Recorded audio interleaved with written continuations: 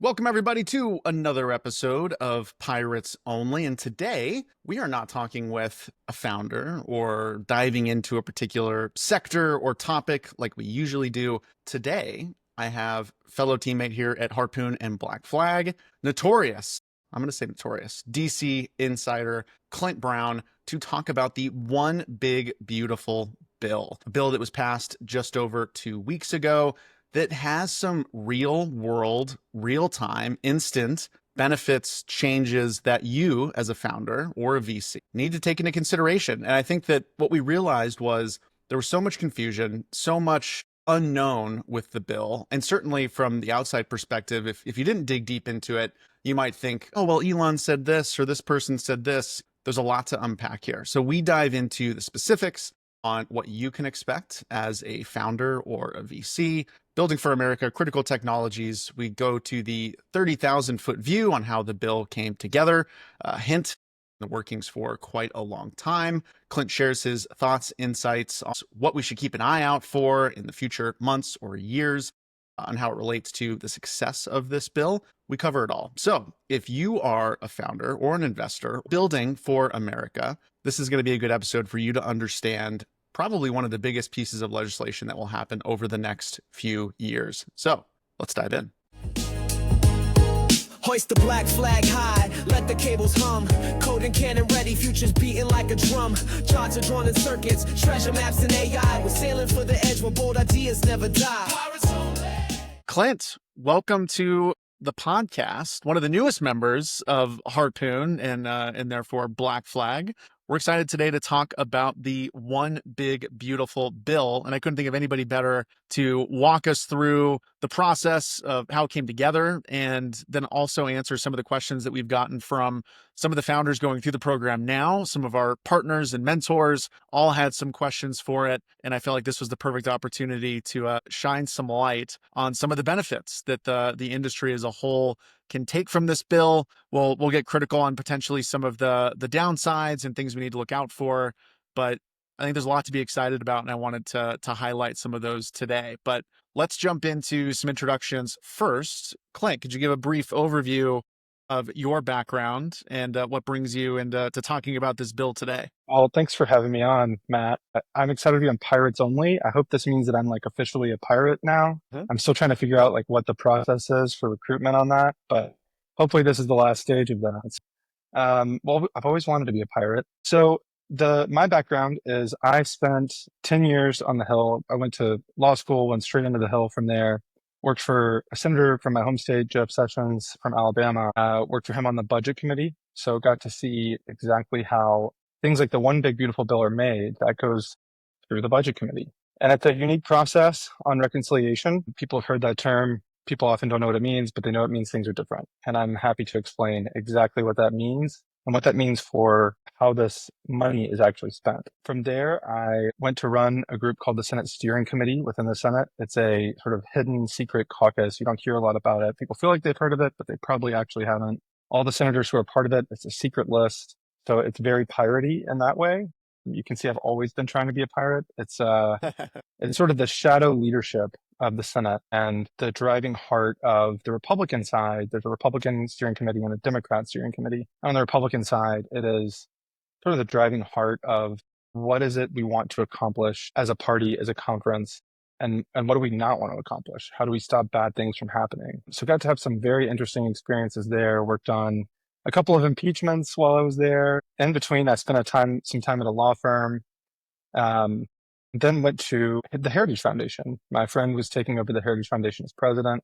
He's a great guy. That's a fantastic organization. I spent a couple years there. They have a great national security team. They have a great budget team. What they do is they put out policy ideas that are then pursued sometimes immediately, sometimes years later by Congress. People who are not super into the political space have probably heard of the Heritage Foundation because of Project 2025. If you remember way back a year ago, that was a big thing that people were talking about. I don't talk about this much, but I was the legislative lead on Project 2025, where this bill stemmed from that in some ways. We always knew we were going to do it. We were trying to shape how it was done. I did fail on one thing. Our priority was to have two bills, to break this out into two bills. the president and the Speaker of the House looked at the political dynamics and decided they needed to have one big, beautiful bill. So here we are with the one big, beautiful bill. And from my time at Heritage, I left about a year ago to run another sort of behind the scenes organization. I don't want to use the term shadowy because it's really not. With a senator that I used to work for. Yeah, a senator that I used to work for. We started something on the side for doing like conferences and figuring out how to support candidates on one hand and shaping the policy on another. And when McConnell announced that he was retiring from leadership, we decided we had to jump in and sort of shape the narrative on that. So I continued to run the Project 2025 legislative agenda, and I jumped into shaping the narrative on the leadership race. If you remember back just after the election, if anybody was like super up on X politics, this was a big thing that was happening. We were doing a lot to sort of shape how that happened because it was obvious to us that President Trump was going to win and he needed to have a Republican conference that he could work with. Some things needed to change in how the institution operated in order to be effective. It had just grown, like any institution, it had grown sort of stagnant with the way that it got things done. And there's always a risk of that, especially when the average age is like 105 of senators. Stagnation becomes the norm. So we worked on that until right after the election. And then I was immediately asked to jump into the Trump transition and worked on some DOJ nomination. Most significantly, I was the Sherpa for Kash Patel to be FBI director and walked through that process with him. It was just me and him for a lot of it. There were some other people on the team. We had comms people, we had a scheduler, but it was quite a process to get through. And, there's a ton of intersection on things that are happening in the FBI law enforcement space, the intelligence community space, and the DoD space that all came up during that process. And frankly, I'll get to that in a minute. But after that, I went back to running the organization. And then about a month ago, joined Harpoon. And the reason for that is, one, Harpoon's great. I met a lot of the guys and thought everybody was awesome and wanted to work with everybody. Our founder, Larson, is like a man from a different era. He's just a superhuman. So it's cool to get to work with him and see how he operates. But on a much bigger scale, the reason that I was interested in this space, it actually comes down to this bill, and it comes down to what we're building, what a lot of the founders who may be watching this are building. I looked at the scene, the things I had been worried about for the United States of America were the general trend toward lawfare, not to get political, but a lot of people faced things that haven't been discussed publicly behind the scenes that were pretty dark. It's a dark trend. It's a slippery slope. I felt like working with Kash helped with that. I was worried about Congress, and it tends to not function. Felt like that was checked off. And I started thinking, what am I worried about now? Like, what is the thing that is alarming? And what's alarming to me is the technology race on the AI side and the defense side and the energy side with China. They're making big moves, and the United States is behind. As an aside here, a little weave, I talked to friends at the State Department. I'm like, hey, what do you think about where China is on AI? Well, they tell me that we're months ahead. Our technology is months ahead. And any founder knows, like, that is not enough lead. And in February or March of this year, the CCP allocated $140 billion to their own VC fund to promote AI growth. And that includes energy and data centers and everything that goes around it, not just the development of the software. They're clearly making moves there. A lot of that comes down to defense tech, who has the best autonomous systems, who has, whatever we need. And if we don't keep up, if we don't accelerate, we're no longer a deterrent. China wants to become a hegemon in the South Pacific. And that is a red line for the United States of America. Generally, it's seen as that by the defense establishment. So that's an unavoidable conflict of interests. And the only way to avoid conflict there, and that's what this bill is about, that's where it comes back around, is to accelerate, to build. I think it's really up to founders and it's up to VC. The Defense Department can't do it all. And this bill is a signal that they can't do it all. And I'd love to tell you about sort of what the signals are on that, but I don't want to jump ahead. Yeah, that was incredible background there. And I think that I mean, two key points I want to pull from that. One, there's probably no better person on the planet to talk about this than you, and I'm excited to dive in to some of these questions. But I think that what you just said kind of leads into maybe the first one. Before we dive into maybe what the One Big Beautiful Bill is and maybe what it entails, could you talk a little bit about the process of how it came to be over like the last month? Like, what were some of the withholds? What were some of the things on there? You mentioned some of the geopolitical pieces and causes to push people to want to get it out. Can you talk maybe about a month leading up to it actually going, or even 2 or 3 months, what that process was like? Well, I love the 30,000 foot background question. And I'm going to take us even a little bit higher. We're going to go into the stratosphere a little bit. In order to frame all of this, and nobody's talking about it. Nobody understands this. It's not a good clip for, MSNBC or Fox News to discuss it this way. Since we're on longer form and your founders are technical people who understand these things, the founders who are watching this, you have to consider the timeline. The President Trump has 4 years of his administration. Republicans are guaranteed control of Congress, maybe guaranteed. Somebody could die, somebody could quit for 2 years. That's it. So what happens is in that 2 years, you have 1 year that's like full-time full-time for Congress, Washington, D.C. work, where they're here most days a week, like 3.5 days a week. They take it pretty slow. And that second year is an election year. So they're actually working very hard during that year, but they're on the campaign trail. It's not just the members who are up for election. Remember, the House is up for election every 2 years, the entirety of the House, and the Senate every 6 years. So a portion of the Senate is up for re-election, and that portion determines whether Republicans control the Senate, whether the president's party is in control of that institution or not. And so all senators typically go out and campaign for their colleagues on both sides of the aisle. They're not here. They're on the campaign trail. They're in North Carolina. They're in Texas. They're in Tennessee. That's where they are.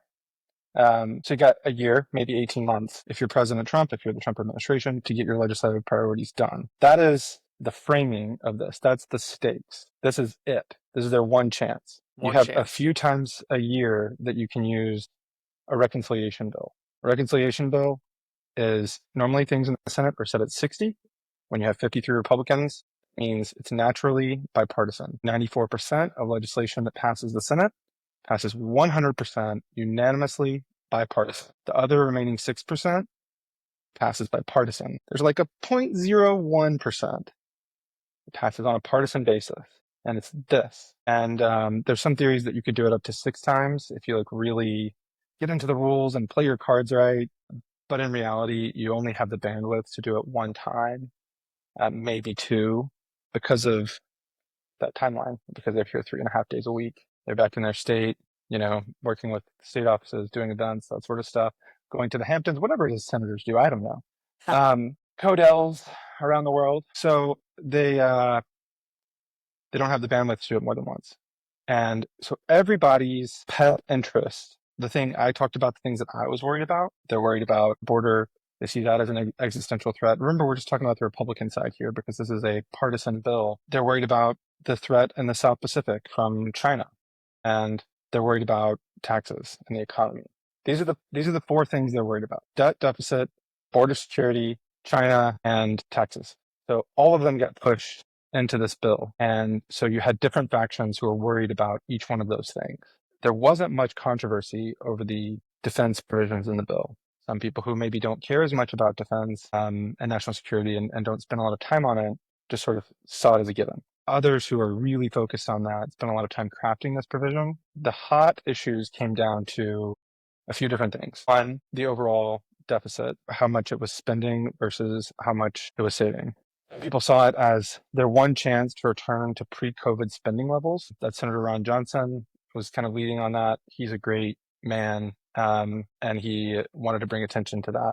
Some people were worried that the border security provisions weren't strong enough, but there was general agreement and enough force from the administration to take care of that. And other people were worried about specific provisions within the tax area. Sub to those, there was an AI provision that a lot of people watching this probably track closely because that's our space. That's what we think about. So what you heard about was full expensing and R&D on our side.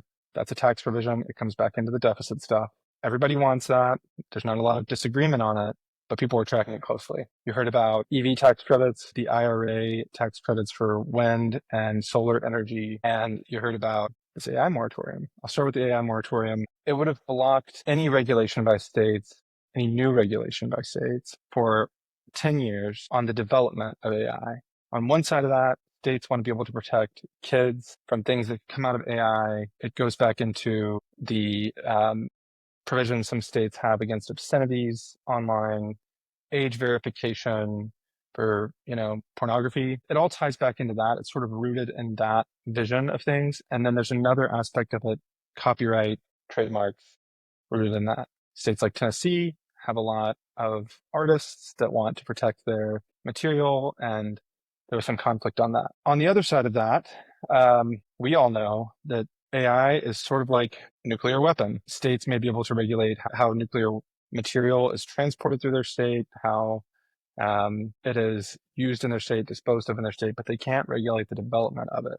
You can't have Rhode Island saying, we're the smallest state, we need a nuke now. Texas is coming for us. That's just not happening. Same thing with AI. So some people saw this provision as very targeted towards the development of AI. And what really they don't want is California, Illinois coming out with regulations that stifle the development and innovation of AI, the big players, Google, et cetera, to lock down competition from founders, from new companies. There's a big fight over that. But there's somebody called the Senate parliamentarian. She gives advice to the person sitting in the chair. The chair belongs at the front of the Senate. If you're looking on C-SPAN and you see the person at the top, that's the chair. That chair belongs to J.D. Vance as the vice president, but other people sit in the chair because he's busy and he's not always there.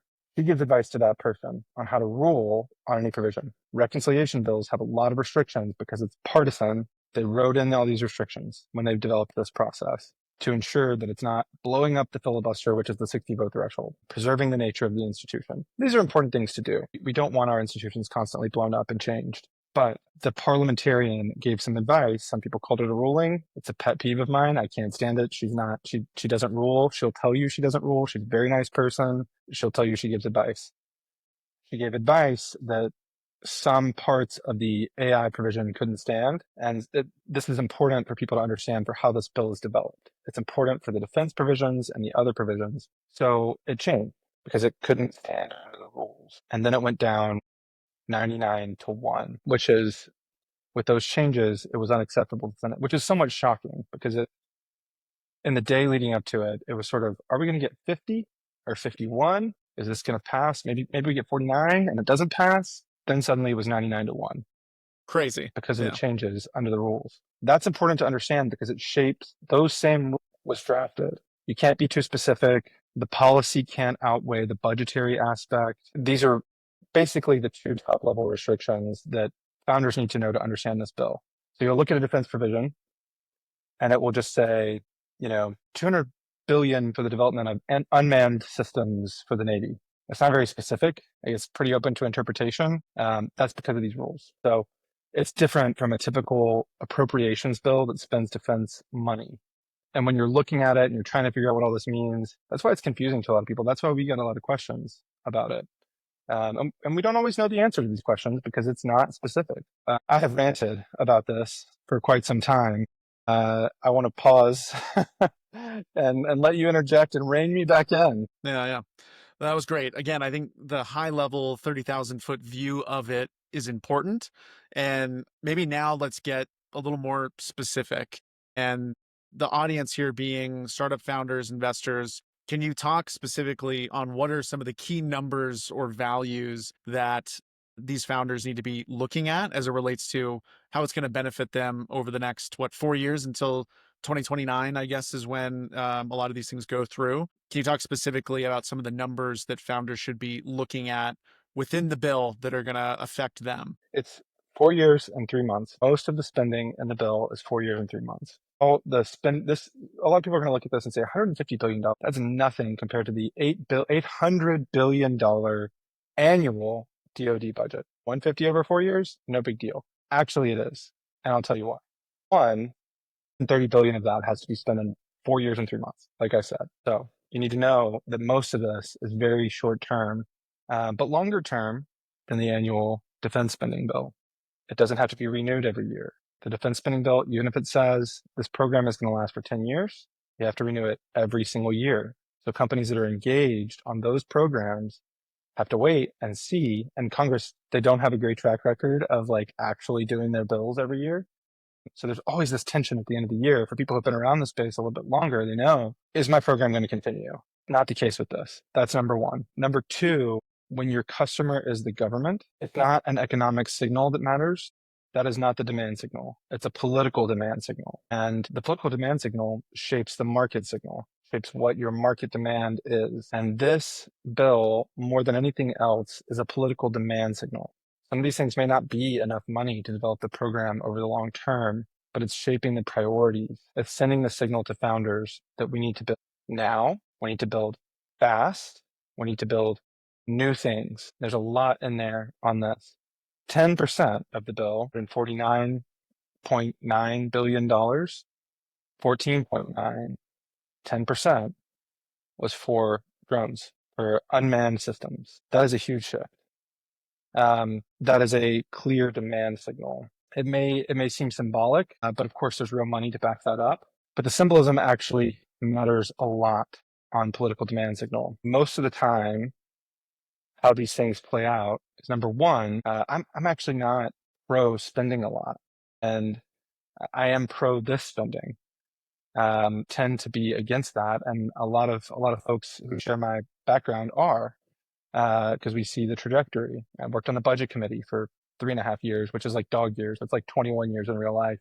Very meticulous stuff. How it works in reality is there are people who have interest in defense spending, and there are people who have interest in domestic spending within Congress, and they never get to a compromise on the levels of that. Rather than looking program by program, rather than deciding, is this really needed? What they'll do is they'll negotiate, okay, I'm going to get $1 trillion of defense spending, and you're going to get $1 trillion of domestic spending, and we can just pass this bill and move on. And that's how the budget actually works. This is different from that, because it was, like I said earlier, on a partisan basis. There was none of that gamesmanship here. They said, what are our priorities? Let's spend on those. And those priorities are shaped by two things. One, the needs of the warfighter. Two, geopolitical. And then there's always within that context, I need a new shipbuilding facility in my district. I got to get some jobs back there. That happens. And that's actually not a bad thing. But often that becomes a race to increase spending. And it goes back into that 1 trillion versus 1 trillion that we just talked about. In this case, it's not. So the gap between what the warfighter actually needs, that market demand in reality, and the political demand signal, there's an information gap. There's a gap in the kill chain, however you want to phrase it, where the warfighter needs something and the politicals don't know that they need it. That gap is often filled by the major defense contractors and their lobbyists. Of course, there's some of that here. They're not sitting on the sidelines. They're doing their jobs, and they're doing them very well. But because it wasn't this race to the top of spending, it actually fits the needs of the military significantly more, because this is Trump's signature bill. The administration had a lot more push on what goes into it. Rather than negotiating on rabbit trails, they're negotiating on the shape of the bill, the entire thing.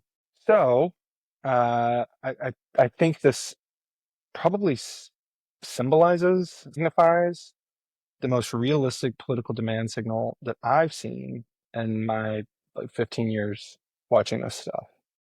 On the other, it's shaped by the geopolitical, and we see a lot of action in Indo-PACOM in this bill. There are a number of exercises that are funded for this bill in Indo-PACOM. It's a signal through China and the CCP of what we're serious about. Of course, they can go read this bill too, and they are. That actually also meets the needs of the warfighter. So those are the two things shaping it, and I think this is the closest to reality you're going to get. So that is what you have to understand looking at it, is if some of the spending in this bill doesn't continue, as you mentioned in the question, it's because of the knowledge gap, because of that information gap. And your job as somebody building a company in the space is to fill that information gap as quickly and effectively as you can when you see there's a gap.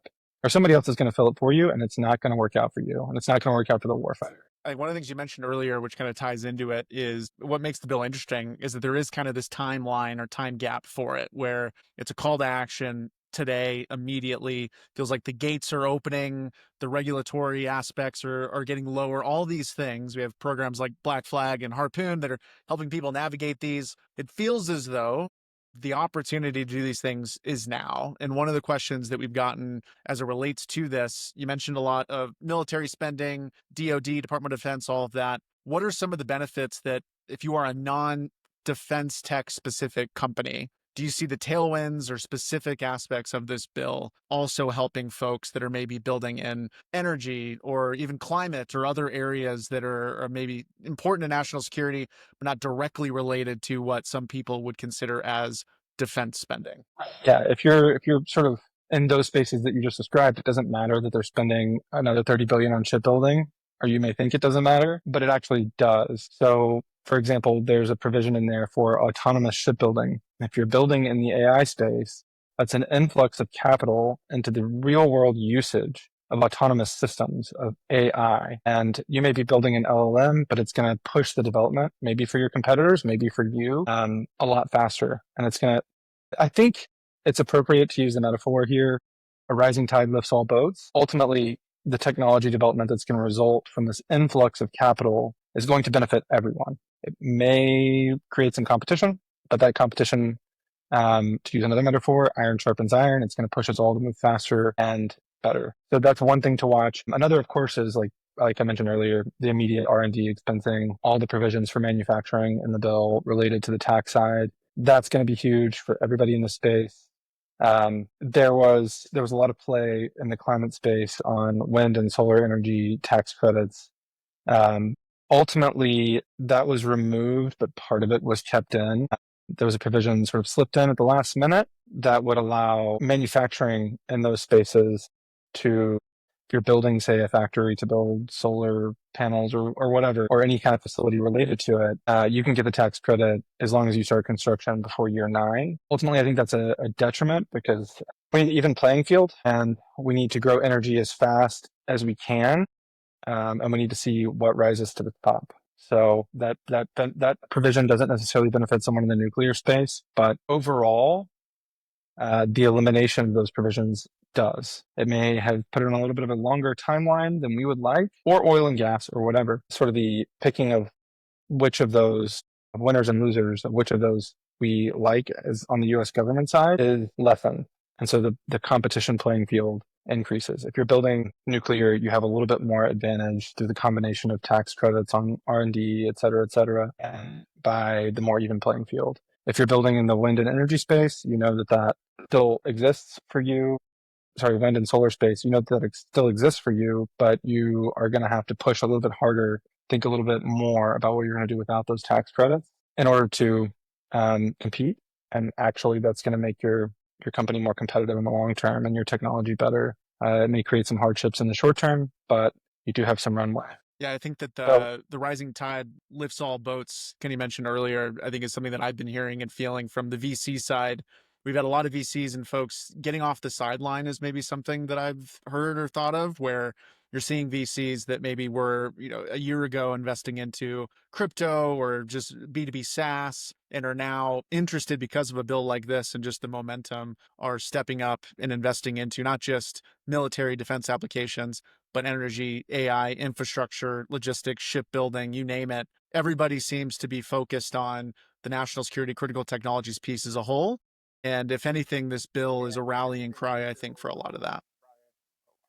yes, absolutely. It is. And I think a lot of people miss it because the headlines, a lot of people are casual observers of this, miss it because the headlines were Elon's mad about the bill, EV tax credits going away, IRA tax credits going away, is it going to pass? AI. And some people missed this whole defense ecosystem that's being built as a result of this bill. And I think founders would do well to dig in and look at what's in there. It could be shipbuilding. Let's go back to that because we're on Pirates Only Yeah, podcast. So, let's let's keep talk it about nautical. ships.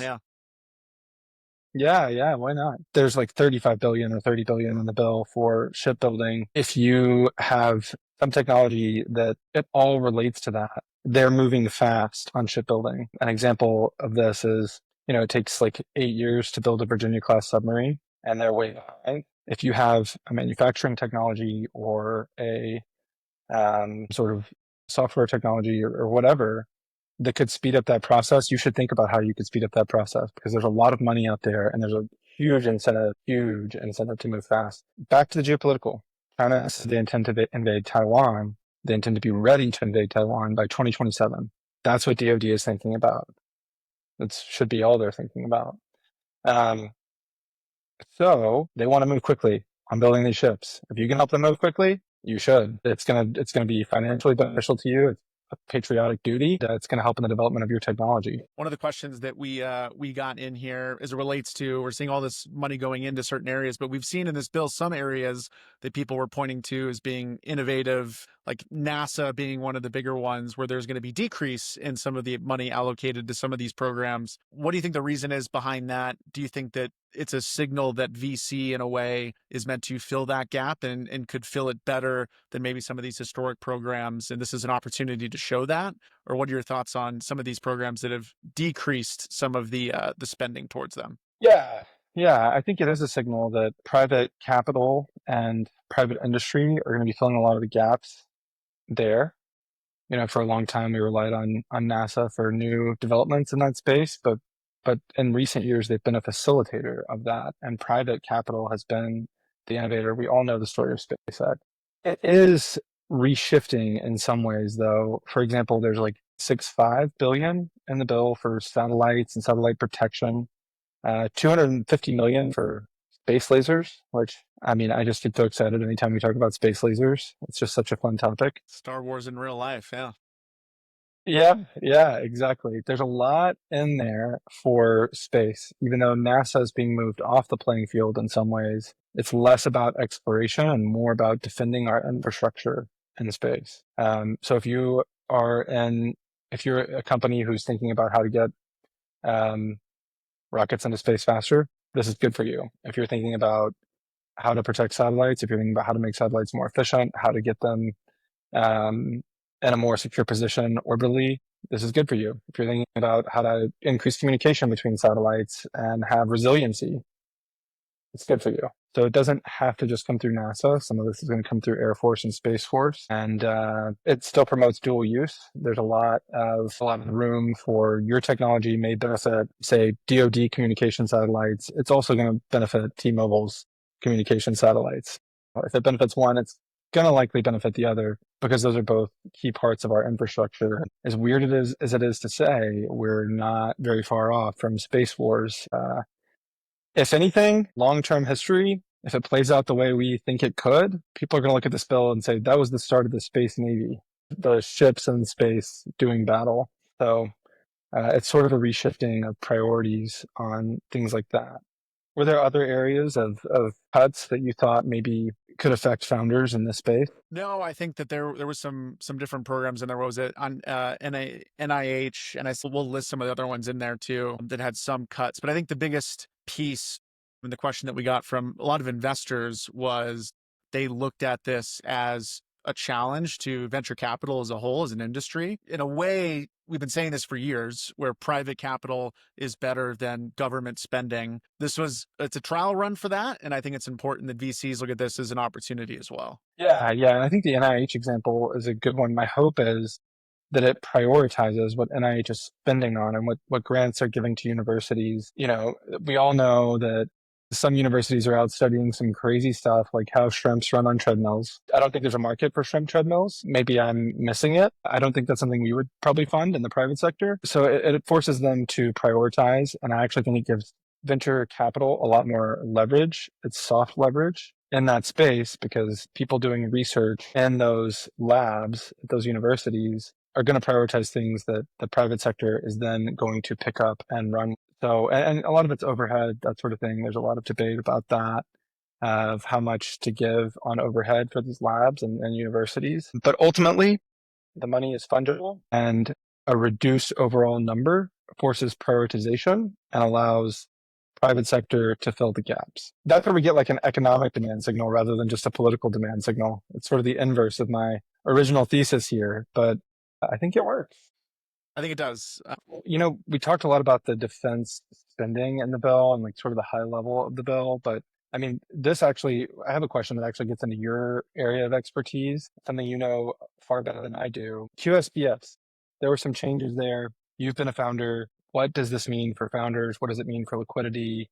I think it ties into all this defense spending and everything going on here, but you have firsthand experience with that. Yeah. What are your thoughts? So the QSBS, Qualified Small Business Stock, allows you to essentially pay less in taxes if held for 5 years of time. And we'll link to some of these resources specifically. But there are two big pieces I've been hearing commonly that people are getting excited about. There's probably more, and I encourage you to do some research as an audience member in maybe some of these things that could affect you specifically. But the two that I keep hearing are, historically, I mentioned the 5 year period. You would have to hold it for 5 years to then get the 100% exclusion rate for the amount that you've earned. And then the amount was up to 50 million. And that's a number that's changed as well. So the two pieces that are now different, there's now a tiered effect for the years held that you can do. So at year 3, there's now a 50% exclusion instead of a 0% exclusion before. And then 4 years, it's 75%. And then if you hold for 5 years, it's the full 100 as it's always been. So now there's a benefit here to receive earlier benefits at year 3, where historically it was 0%. You had to go to 5 to receive the full benefit. What I think that's going to allow are hopefully some earlier liquidity into the ecosystem, where founders maybe before, other folks before, were waiting for the full 5 year period, might now consider liquidity earlier because they could take advantage of some of those benefits. And 50% is no joke. It effectively puts in a federal tax rate close to 15%, with 75% closer to 7 or 8%, and then go to 5, it's down to 0%. So there's value in holding all through the whole period still, but benefits to selling earlier, which is great. And then the other number that I mentioned, the 50 million number before, is now 75 million. So essentially a 50% increase in what we saw historically. So two big benefits there that, again, I think are there to encourage liquidity earlier, and the $75 million number being additional dollars that are hopefully going back into the ecosystem and put into other companies or different programs. So those are going to be exciting, I think, for the entire ecosystem, founders and VCs alike. So that applies on whether you are acquired, whether you IPO, the whole gamut of exits, right? And Exactly so right. in the real Exactly right. world, we've got this like political demand bat signal out there that the politicals have sent of, we want to build ships faster. And maybe you're building a technology. I'm saying this so you can tell me where I'm wrong. Maybe you're building a technology that's going to accelerate shipbuilding. But one of the big, whether it's General Dynamics or whoever is building the ships, they figure out they need to acquire you rather than just partner with you. And it's a great offer, but the shipbuilding is accelerated for 4.5 years. So they need to acquire you before the 5 years. This is like kind of the perfect opportunity for people like that. The offer may not exist in 5 years because the ships will be built. Really, they won't be built in 5 years, but that's kind of the concept. Is it gives people this liquidity. It gives them an exit opportunity earlier. It increases liquidity, and it accelerates the very thing the political demand signal has been sent to accelerate. Where am I wrong on that? No, I think that's exactly right. I think there's two things here. One, might now folks that otherwise were going to hold out on any sort of acquisitions for 5 years might now be more inclined to do so earlier.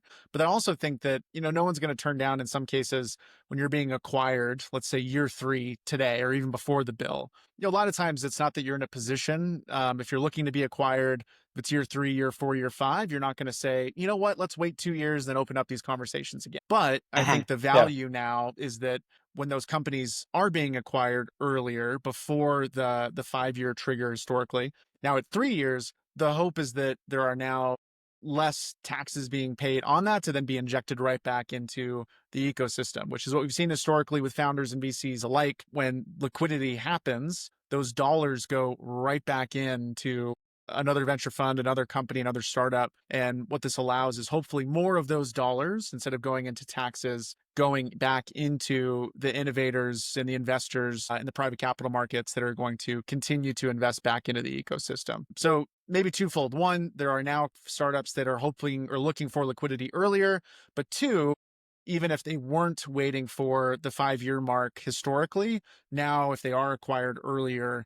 there's just more of those dollars being put back into the ecosystem and not back into taxes.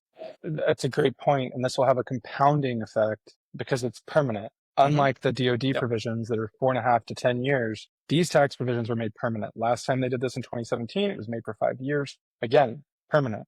So you can have this compounding effect, 3 years, 3 years, 3 years. Suddenly, you're up to 12 years, and this has happened over and over again, and liquidity has increased, and we're going to the moon, figuratively and literally. So I think that's a huge highlight in this bill. Yeah, and actually that opens up one of the other questions that we had that I love your opinion on. Many aspects of this bill are through 2029. And the political landscapes over the next 2 to 3 years, I think, are going to be rocky, regardless of outcomes or how things go. It's going to be an interesting election season. Next year, is it next year or 2 years? 2 years, I guess, for the first, and then going into 4 in 2028. What do we need to think through, or what do founders need to think through with potentially, are these short-lived changes? Does the political landscape affect the way that these founders or VCs should be looking at this, or how can this be put into a strategy as you think forward? Yeah, I mean, the easiest box to put this in is Republican and Democrat control of Congress and control of the administration. Control of Congress is up in 2 years. Control of the administration is up in 4 years. The most likely place that there would be changes is if there's a shift in control of those institutions by party. We all sort of know this. But no matter what happens in 2 years, the Trump administration is still in for another 3 years and 6 months.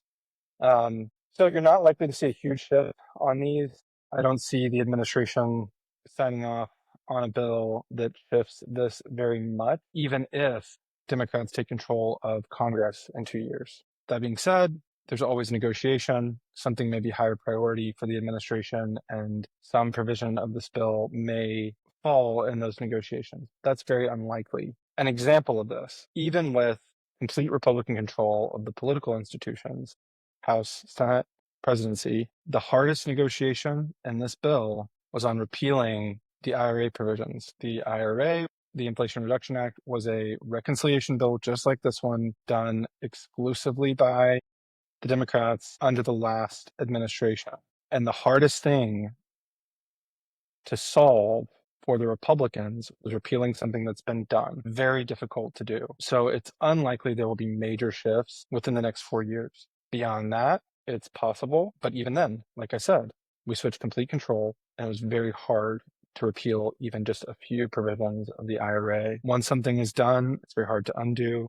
It has to be undone statutorily. Now we can get into, if there's a complete shift in control in 4 years, the executive branch can redirect some of this money.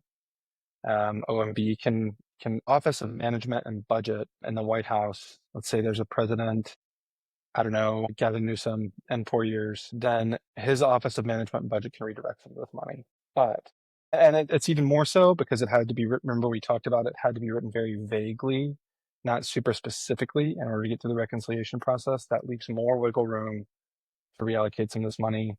I don't think it's very likely on the defense side because there's general agreement that we need to be innovating and redirecting towards China. And that's what this bill does. Now, not everybody on the Democrat side, somebody's going to say, yeah, but I heard Senator so-and-so, major Democrat, say they disagree totally with it. Not everybody agrees, but generally on the Senate Armed Services Committee, the House Armed Services Committee, they understand and there's agreement. So it's unlikely to shift much in that way. This money will be spent by then anyway, because it's 4.5 years, and that was not an accident. So I don't think it's super likely. I don't think it's something that founders have to worry about majorly. Yeah. If anything, the political demand signal will change. It's more likely that things will be added to the political demand signal. It's sort of like we're seeing now. There's always been the political demand signal for China. Under the last administration, there was a significantly greater political demand signal for climate change, even within DoD.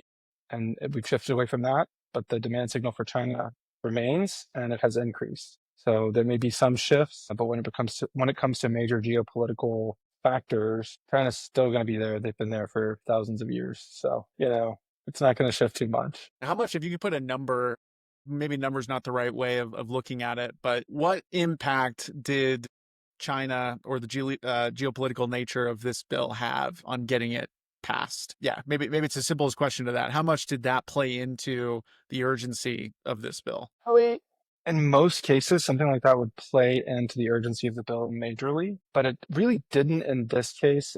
I'll tell you why. It's sort of a given that we need to shift focus there amongst a lot in Congress, but there are other interests.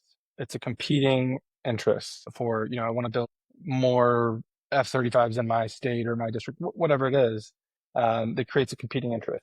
This did not have those competing interests because it's not the typical defense spending bill. This was just simply, like I said earlier, what do we want? What do we want to accomplish? What do we want to focus on? It helped, where there may have been some people who, wouldn't have been as enthusiastic of the bill. Maybe they would have had problems with some other provisions. They certainly found the back of their mind, yeah, but I really like those defense provisions. This was all underlying. The real driving factor was taxes. I mean, all Republicans campaign on cutting taxes. That's like bread and butter Republicans. And this was a Republican only bill. And then the border. Nobody wanted to be seen as opposing President Trump's border spending. It still did come down to some interesting negotiations at the end. This happened in two phases. You had people who are really worried about the deficit, people that I really like personally. They're my people. Ron Johnson, Rick Scott, Mike Lee, Cynthia Lummis from Wyoming, who folks know from crypto and AI stuff. She's great on that. They were driving a hard line on we got to reduce the deficit more. And from their perspective, that's a national security issue too. It is. And they negotiated with Vice President Vance at the last minute. They were like in a room over in the Capitol. I think they all generally wanted to get the bill to pass.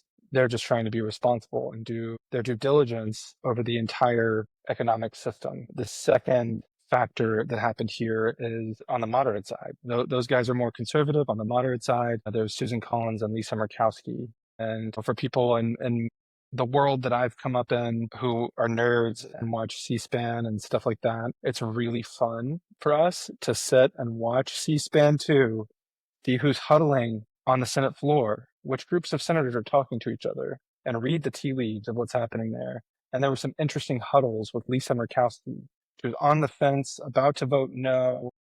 Are we going to have enough votes to pass this bill? Last time, there was a major Republican reconciliation bill. Well, not the last time. The last time was actually the tax one. The time before that, it was on healthcare, and John McCain, and Susan Collins all voted no together and killed the bill. So they have long memories in these places because they're 100 years old and they're there forever. Everybody's remembering this in that moment of, no, she killed the bill last time. Is she going to again? And there was a negotiation at the end over a number of provisions, mostly centered around Medicaid, Medicare, rural hospitals.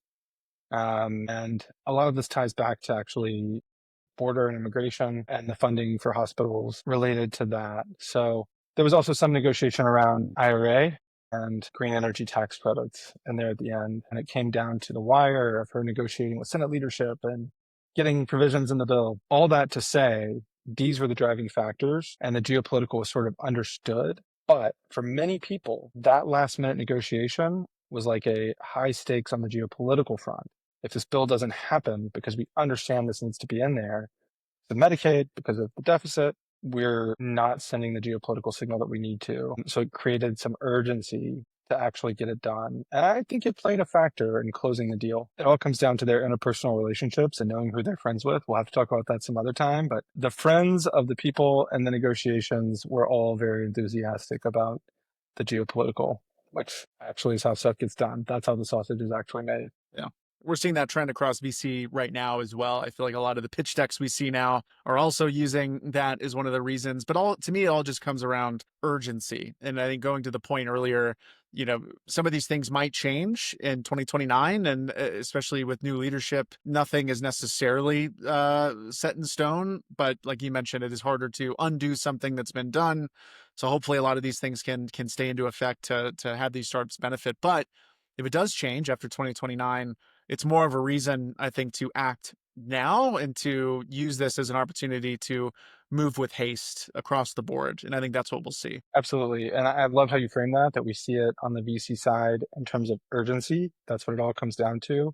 We talk about offline, the role of a CEO is to inject urgency into his startup or her startup, into their company generally. The same thing is true with our political class. Their job is to inject urgency. And that is a major shift that we're seeing here. Nobody thinks of like government budget spending as urgent. There's no sense of we got to move quickly on that. But for the first time in my memory, there is a real sense of urgency. And Yeah. that sense of urgency is trickling out into the private sector. Do you want to talk a little bit about some of the potential negatives that could come from this? What are some of the things that you mentioned? There are some folks that were not opposed to it, but were hesitant and wanted to make sure that we were keeping a keen eye on certain things. I think the budget is certainly one of them. And historically, the government has not shown that it is the best spender of money. It's a hard thing to do, and it's easy to play, armchair quarterback for politics in a way. But what are some of the things that you look at with this bill that not that could have been changed or should have been different, but are things that we just need to keep a keen eye on in the startup or VC space to make sure they reach the potential that we're hoping for? Yeah, I mean, this is sort of an ever-present conversation, a debate. Everybody's watching how the economy is going to play out under the Trump administration, and it all kind of relates back to this. There were a number of members of the House and of the Senate who were very concerned that the bill did not reduce the deficit enough. Because again, we saw this as their one chance. Now, how that's going to play out, there are a number of other factors that go into it. It's very dynamic. We have the economic growth that's going to come from this. That economic growth is going to increase tax revenue, which reduces the deficit. There's the tariff situation, which has a lot of downstream effects. A lot of people are nervous about that, how it affects supply chains, how it affects prices. But for the first time ever in June, the US government recorded a budget surplus for the month. Now, there are a lot of factors that go into that can be gained or that are just the result of the natural calendar, how it plays out, when tax revenues are brought in, when spending goes out the door, that on a month by month basis, you can't really say this is a definitive signal. Because say, maybe most of the spending happens in September before the budget, before the end of the fiscal year. If we had those tariff revenues in September, maybe it wouldn't have evened out. Maybe it would not have been a surplus. Who knows? Tax revenue comes in April. Maybe there's enough of that still coming in that it had an overall net effect. So it is a shift, and people are watching this. If the economic situation does not improve, if it doesn't accelerate growth the way the proponents of the bill think it will, then that is something to watch, how it affects everything. I know we're sort of all keeping an eye on that and what are the economic trends. Outside of that, as far as the specific bill, there were a number of cuts that people wanted to make that didn't get into the bill. You have to have 50% plus one agree. And it's very hard to get like 50 politicians to agree on anything in reality, like when you put it down on paper. So some of those things just didn't make it in the bill. And then there's an overall larger number of what the bill would spend. To get like nerdy for a second, there was a debate that people may recall or may have noticed over what baseline is being used. And that just means like what level of spending are we measuring off of?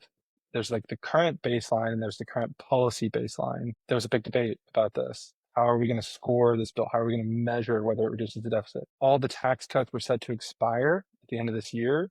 That's current law baseline. Not anymore since the bill was signed, but leading up to it, that was current law. So there would have been a lot of tax money coming in over the next 5 years because taxes would have gone up. And the people who score this don't take into account macroeconomic factors. They don't take into account whether the economy grows and that reduces revenues. They look at plus and minus, more dollars, less dollars. That's all they look at. They don't look at the economic factors. So current policy baseline, measuring it off of that, it did not increase the deficit. It actually reduced it by, I think, 400 million, something like that, some small number. But current law baseline, where the tax cuts were set to expire, which we all knew they weren't really going to, it would have increased the deficit by like 3.5 trillion. Huge number.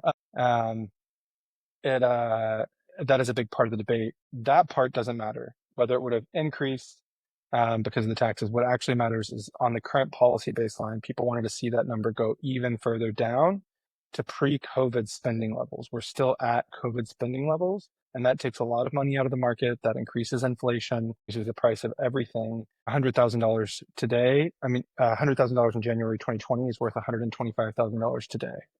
That is the effect of COVID level spending, and that is what they wanted to address. So that is the thing to watch, is how all of this ultimately affects inflation, how the spending and the printing of money to backfill the spending affects the inflation and the prices of things. Because if it's continued at that same rate, we have 4.5 years for, say, the defense spending, and 4 years, it will be worth 25-ish% less.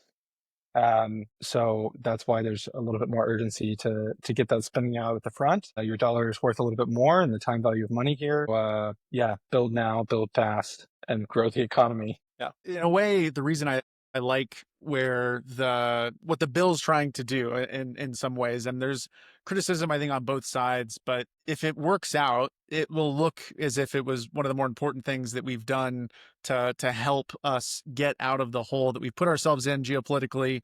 We're behind on so many categories and factors, and have been over the last handful of years.